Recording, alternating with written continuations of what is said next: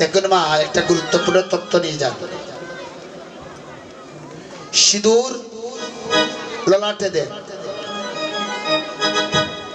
আর কি দেন? হাতে দেন শঙ্খ, তার সাথে দেন একটা লোহার ফলা। এই তিনটা বস্তু সম্পর্কে সামাজিকভাবে, বৈজ্ঞানিকভাবে এবং শাস্ত্রীয়ভাবে তিনটা দিক থেকেই খুব সুন্দরভাবে আলোচনা আছে। আস্তে আস্তে সমাজও সুন্দর আলোচনা দিয়েছে, বিজ্ঞানও সুন্দর আলোচনা দিয়েছে, শাস্ত্র এর সুন্দর একটা আলোচনা দিয়েছে। এখন মা, যারা সিঁদুরের বদলে টিপ দেয়, নগরের দিকে বেশি করে গেলে দেখা যায় কি জানেন, ওইখানে সামান্যতম একটা সিঁদুরের যাতে দেখা যায় না, লজ্জা। আর একটা টিপ, টিপেরও ধরুন কত ধরনের, খসুয়া শাড়ি হইলে খসুয়া টিপ, খালা শাড়ি খালা টিপ, দিন নানি কতজনে তো দিন দেখি। আপনারা কেউ কেউ আবার দেখা যাচ্ছে না এখন, ওখান বলে ডিজিটাল বাংলাদেশ, বিশেষ করে শহরে দেখা যায়। এমনও নারীর ভূষণ দেখা যায় সারা হসুয়া, অনখানে সংকটটা হসুয়া করতে পারে না, ঘুরি নাই। আর কিতা করুন জানেননি, গুমটা ফসলন উঠি যান, দেখবা একটু করে কইরাম রাধারানী কিভাবে গুমটো দিয়ে আছে।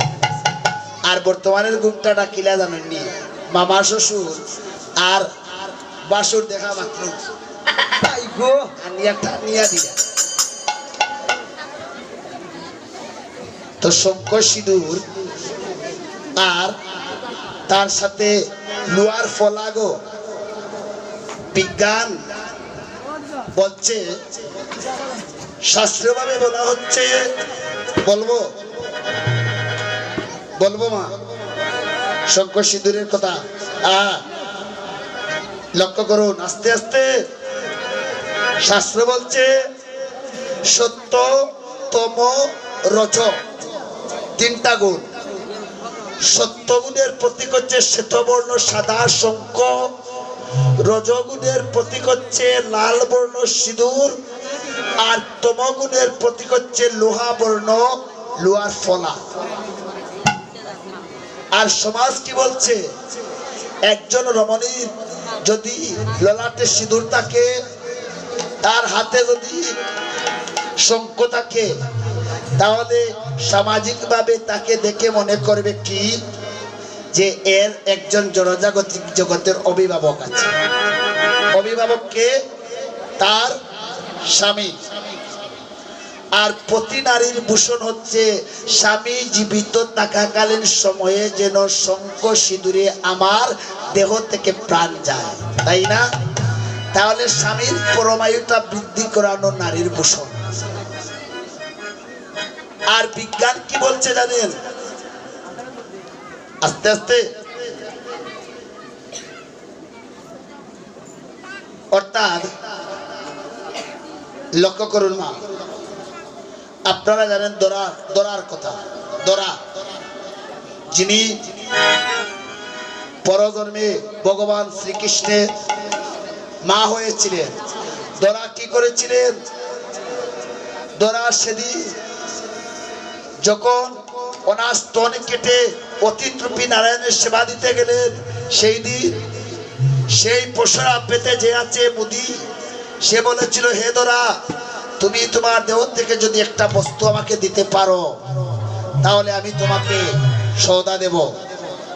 ওই সময় দরা বলেছিলেন, আমার দেহ থেকে যদি একটা বস্তু দিতে হয়, তাহলে আমি একজনের আজ্ঞা নিতে হবে। সে কে জানো? সে হচ্ছে আমার স্বামী। দরা সেদিন দ্রোণের কাছে গিয়ে বলেছিলেন, প্রভু গো, লক্ষ্য করবেন বিষয়টা, তুমি তো আমার স্বামী। যেদিন আমার পিতৃদেবতা তিল এবং তুলসী দ্বারা, পিতৃদেবতা তিল তুলসী দ্বারা অগ্নিকে সাক্ষী রেখে প্রণাম করে তোমার কাছে আমাকে সমর্পণ করে দিয়েছিলেন, সেদিন হতে এই জীবন যৌবন সবকিছু তোমার হয়ে গিয়েছে। যাদের বিবাহ হয়েছে তারা বিশেষ করে জানবেন, পুরুষ হন আর নারী হন, যারা কন্যা দান করেছেন তারাই জানবেন, তিল তুলসী দিয়ে অগ্নিকে সাক্ষী রেখে সেদিন কন্যার পিতা তার জামাতাকে, সেদিন বিষ্ণু পুরুষকে প্রণাম করে তার মেয়েকে পাত্রস্থ করে। সেদিন হতে জীবন যৌবন সব তোমার হয়ে গিয়েছিল।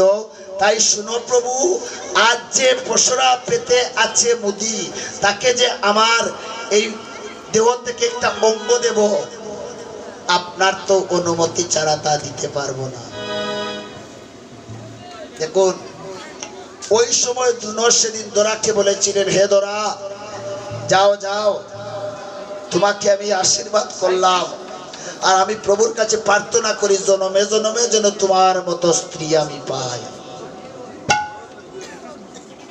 তাহলে ভক্তিরা কোথায় মা? শুনো দাদা, ভক্তির কথা কই, ভক্ত মিলে লাখে লাখে ভক্তি মিলে কই, ভক্তির কারণে গুষ্ঠ গোচারণে শ্রীরাম সুদাম আমি কাঁধে করে বই।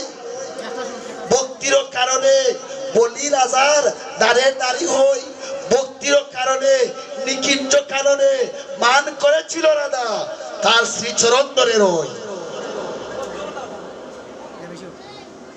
একমাত্র ভক্তির কারণে। তাহলে দেখুন মা, এই যে সিঁদুর, শঙ্খ, ফলা, এটা পড়তে হয়। আর সিঁদুর কয়টা জায়গায় দিতে হয় জানেন? জয় রাধে। দেখুন মা, সিঁদুরটা দিতে হয় 5টা জায়গায়। কয়টা জায়গায়? 5টা। সিঁদুর কোন আঙ্গুল দিয়ে দিতে হয়? এইটা।